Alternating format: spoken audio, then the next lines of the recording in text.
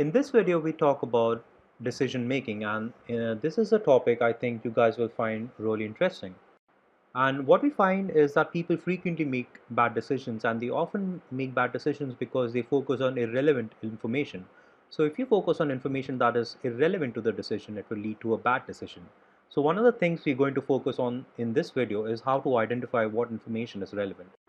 The example in front of us says Sarah wants to attend a concert with her boyfriend Roy, who prefers to go to a football game instead. Sarah argues that it's more expensive to go to a game because it costs $10 to park the car. Roy points out that parking is irrelevant because it also costs $10 to park for the concert. So the cost we're talking about right here is the parking fees, which is $10. We have a $10 for parking, and Sarah is arguing that we can't go to the football game because we're going to pay $10 to park. And Roy says that we also have to pay $10 to park either way in the concert. So in the context, Roy is correct because the cost is irrelevant. It doesn't matter that we have to pay $10 to park because we have to pay that $10 either way. So the cost doesn't differ across the two alternatives, and the two alternatives in this example are to go to the concert or to football game. And so in this case, in this context, this $10 parking cost is irrelevant because it doesn't differ across the two alternatives. So we know that relevant costs differ across alternatives. It's a very important attribute of relevant costs that they must differ across the alternatives. Another thing that we want to point out in this very simple example is whether or not a cost is relevant. It is context specific. So in this context, this $10 parking cost is not relevant. However, if the question was to go to the football game or to stay home, um, then the parking fee would be relevant. It would be relevant because if you stayed home, you wouldn't have to pay $10 to park. So the cost would differ across the two alternatives, and then it would be relevant, right? So we know that relevant costs differ across alternatives, and we also know that they are context specific. So in one context, the cost may be relevant, and in the other context, it may not be relevant. All right, let's look at another example. And in this example, it says several years ago, Sarah invested $30,000 in a stock. It says current market value of the stock is $21,000, and so Sarah bought some stock for $30,000, and now they are worth $21,000. Prices stabilize, and the investment is expected to yield a total of 43,000 in dividend income over the life of the investment. Sarah has the opportunity to sell the stock and purchase land for $21,000. It says that the market value of the land is stable and is expected to produce a total of 45,000 in the rental income over the life of the asset. So the question is, should Sarah sell the stock and buy the land? This is an example of replacement decision. Should Sarah replace her stock with land? And so let's kind of go through this and see what costs are relevant and what costs aren't relevant. So first is the 30,000 origin cost of the investment. Is it really relevant to the decision? So we're talking about the fact that Sarah paid $30,000 for the stock. That's how much she paid for the stock. So is that really relevant? And the answer is no, it's not relevant. So let's put a no, and the reason it's not relevant is that $30,000 cost does not differ across two alternatives. If Sarah keeps a stock, she still paid 30,000 for it. If Sarah sells the stock to buy the land, she still paid 30,000 for the stock. She's going to pay 30,000 for the stock regardless of the decision she makes, so it doesn't differ across the two alternatives, and therefore it's not relevant. And this 30,000 is a cost as is a cost, and it is a historical cost. That's something that happened in the past, and since our current actions can't change the past historical costs, they're never going to be relevant in decision making. And this historical cost here is often also called as sunk cost. So sunk cost is another name for historical cost, and they are never relevant to the decision. So we'll put not relevant over here. So sunk costs are not relevant to the decisions. All right. So the next part of this right here says, is a $21,000 current market value of the stock relevant to the decision? So this is what we could sell the stock for.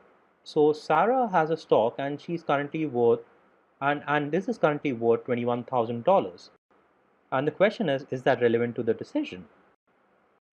And the answer is yes, it is relevant. And the reason it is relevant is because this $21,000 differs between the two alternatives. If Sarah keeps the stock, she can't receive the $21,000. If Sarah sells the stock to buy the land, she'll receive the $21,000. So it differs across the two alternatives. And another way to think about this is that if Sarah decides to keep the stock, she loses the opportunity to receive this $21,000. So this $21,000 right here, this is what we call an opportunity cost. So if Sarah keeps the stock, she loses the opportunity to receive this $21,000, and so this is an opportunity cost, and this is relevant. So the opportunity cost is relevant and always important in evaluating decisions. Alright, so we know that the $30,000 sunk cost is not relevant, but this $21,000 opportunity cost is relevant.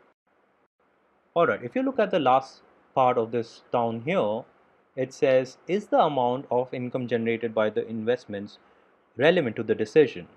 And the way we're going to determine this uh, is that we're going to see if the income differs across these two decisions. If it differs, then it is going to be relevant, and if it's going to be important. If it does not differ, then it's not going to be relevant. We're not going to use it to make the decisions. So let's look at the income for the stock first and see how this is summarized in the table down here. The stock is supposed to generate $43,000 of revenue.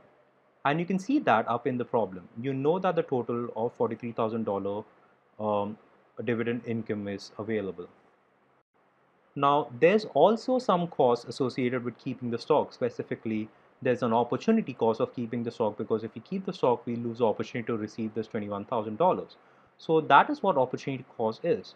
So the revenue less the opportunity cost means investment income for the stock will be $22,000. Now for the land is supposed to yield revenues of $45,000. You can see that in the problem up here. It's expected to produce a total of $45,000 rental income over the life of the asset.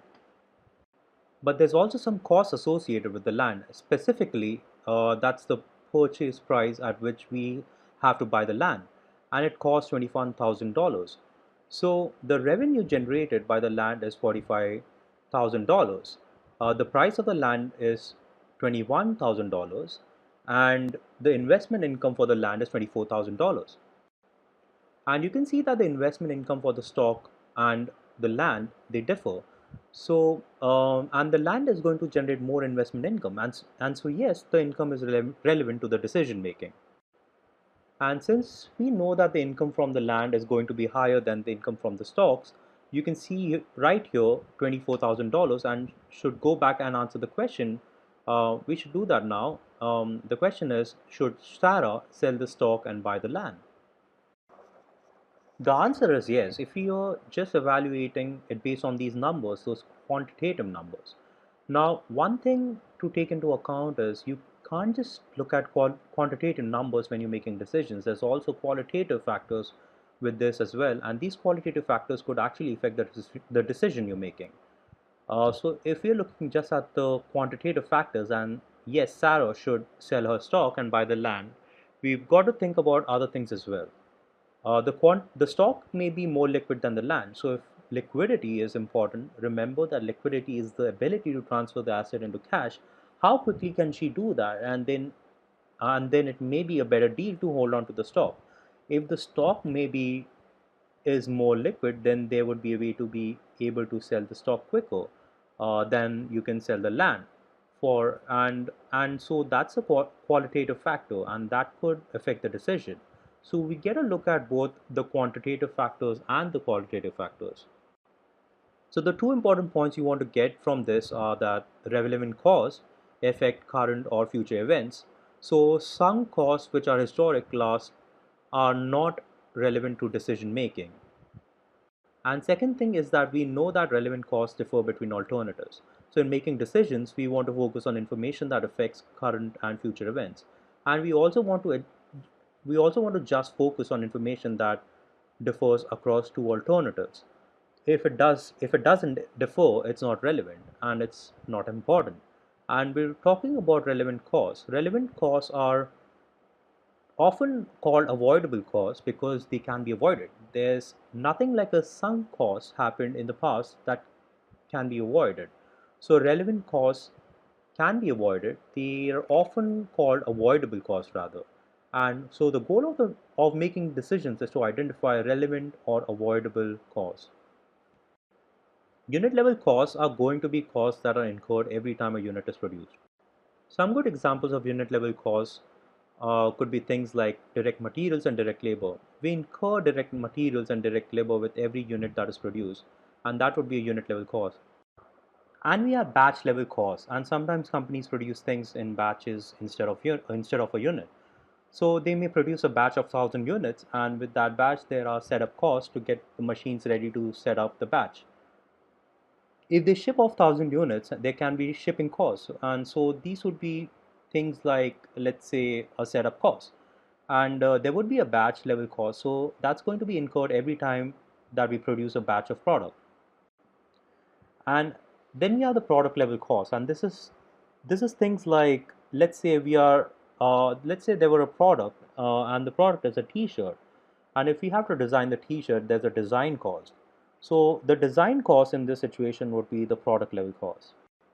And then we have the faculty level costs, and these are incurred for the company as a whole. And so the whole, and so this would be things like security, management, salary, etc. So it's going to be things that are company-wide costs. So we can classify our costs into these four categories, and it will help us figure out what's avoidable when making decisions.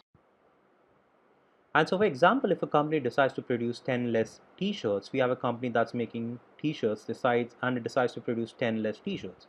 The only costs that's going to be avoided are unit level costs. And so those are the only ones that are relevant to the decision, assuming that there's more than 10 t-shirts within a batch. So we're not eliminating a batch, we're just eliminating 10 units. So the only costs that are important to this decision of whether or not to eliminate 10 units are the avoidable costs, and that's just the unit level cost. Now, if we decide to eliminate an entire batch of t-shirts, we've decided to produce one less batch, then the batch level costs are avoidable. So we'd lose the batch level costs. They are avoidable, and they're relevant to the decision. Plus, all the unit level costs, or all of it, because you limit the batch and all the units within the batch. And so now if you eliminate a batch, if that's your decision whether or not to eliminate a batch, the relevant costs, or the avoidable costs, or the batch level costs, and the unit level costs. If you decide to eliminate an entire product line, so you decide that we're no longer going to produce t-shirts. Now the avoidable costs are the product level costs, the design costs, and any product level costs associated with the t-shirt. The batch level costs, because you're not going to produce any more batches of that t-shirt, and the unit level costs as well. So all three of these are avoidable costs, and they're all relevant to the decision. And if you decide you're going to eliminate an entire division of a company, or eliminate a company completely, you decide to eliminate the whole division or the company, then the facility level costs are relevant because now they are avoidable. So in that case, the facility level costs, the product level costs, the batch level costs, and the unit level costs are all avoidable costs, and they're all relevant to the decision. So you can see it depends on the decision on what costs are avoidable and what costs are not. And to help us do that, we're going to classify costs into these four categories, and we'll have to see what costs are avoidable and what costs are not avoidable.